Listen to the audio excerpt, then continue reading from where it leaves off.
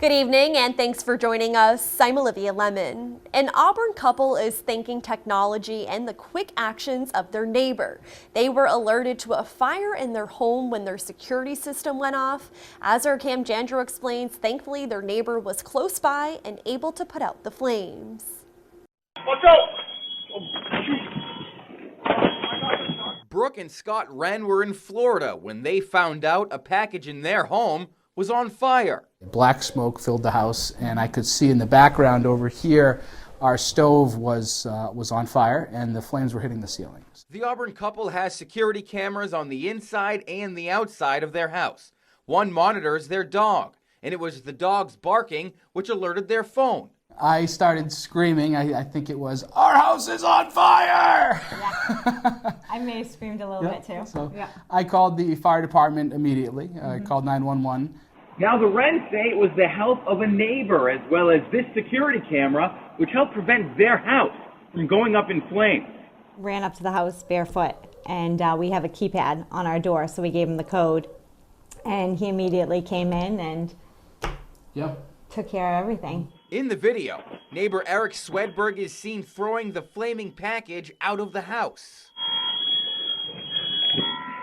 The Wrens say their microwave and stove completely melted as a result, but things could have been much worse. I'll take losing a stove and a microwave instead of my whole entire kitchen. Forever grateful for what he did. He didn't have to do that by any means, and he could have easily have waited for the fire department. They have since repaired the damage from the accident. Both Brooke and Scott say the most relieving part of the situation was finally returning home from their vacation. Pulling up to this house after we had landed, I think was the best feeling, huh? Knowing that it was still here. It was still here. Yeah. Cam Jandro, Worcester News Tonight. The Worcester Police Department hosts a citywide discussion on crime statistics. Every month, the Worcester Police Department holds more than 50 community meetings. Tonight, the department held its citywide Crime Watch meeting to talk about crime stats and to get a more in-depth look to see what the Worcester community is doing within its neighborhoods. Chief Stephen Sargent says these meetings help the police prevent crime. We have 52 community meetings throughout the city once a month. Our offices from the NRT respond. We go to these meetings. The city manager's office sends a representative. DPW sends a representative. So it's a true community meeting. Chief Sargent says these citywide meetings are a big help for police officers, and he hopes to have more. The Hudson Police Department is asking for support for the family of a sergeant who suffered a medical emergency overseas. The department says Sergeant Scott Chalk was visiting his son in Barcelona, Spain last month when he suffered a stroke. The 53-year-old has been hospitalized since then. He's undergone one surgery, but doctors don't know when he'll be able to return home. The department says they're worried about Chalk and his family and want to help support them.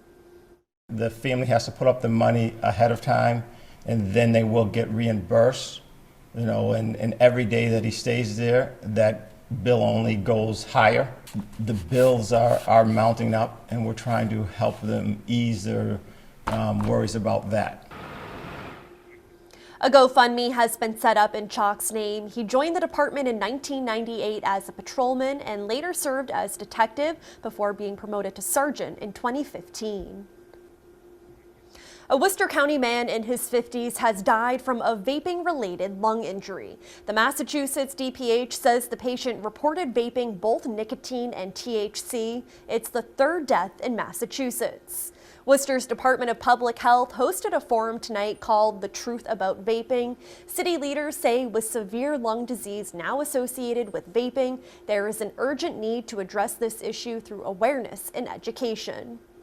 We just feel like people are underestimating how potent this vaping process is. And so far the CDC has not worked out a solution as to, is it the THC part, is the nicotine part, is it some combination product that they're making together?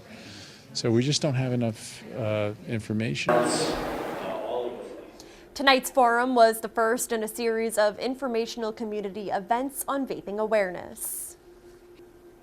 Worcester police are investigating a body found in Crystal Pond. Police aren't releasing a lot of details, but people in the Main South neighborhood this afternoon say it's disturbing. Our Chandler Walsh has more. The body was found here in Crystal Pond. Authorities moved it to this area while investigating. Police are working to determine the circumstances surrounding this man's death. There is no indication at this time, however, the death is suspicious or a public safety concern. Worcester police are investigating after a man's body is found floating in University Park's Crystal Pond.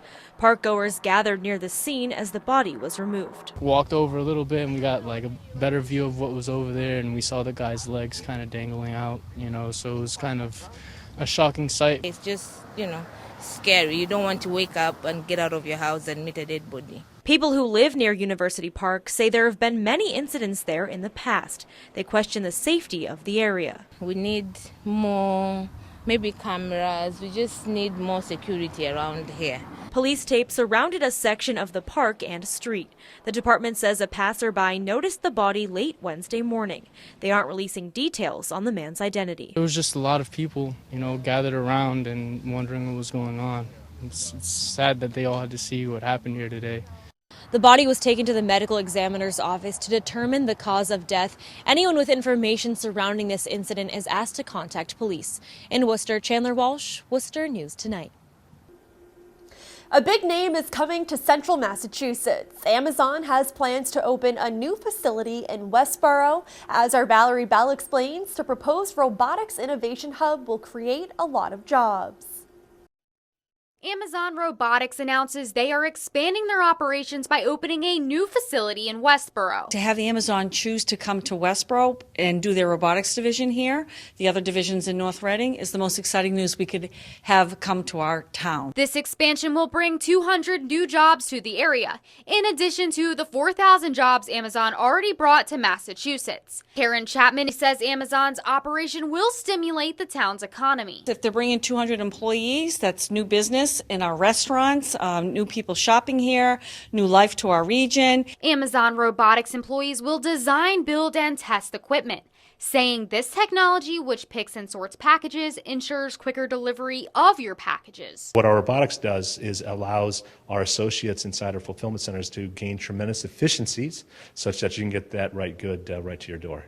The facility will go into the former AstraZeneca building, which once generated the most tax revenue for Westboro. We put $40 million into this building, in addition to the almost $3 billion that we put into the Massachusetts economy to date. This building has been vacant for a few years now, but by the year 2021, Amazon's new facility will be here. We'll have this 350,000 square foot state-of-the-art building in place and ready to house a whole bunch of eager, world-class engineers and scientists. Town manager Christy Williams says they have been trying to fill this vacancy since AstraZeneca closed in 2016. We've been working over the past couple of years with the current owners, Atlantic Management, to fill this site, so we couldn't be more excited that it's Amazon. Williams says Westboro's location is key, and it helps draw a lot of companies. Able to bring in people from sort of all over the state with our location with the Mass Pike and 495. In Westboro, Valerie Bell, Worcester News Tonight.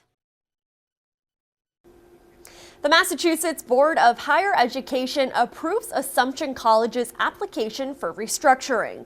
A letter from President Francesco Cesareo to Assumption alumni confirms the school will be able to take on a university status.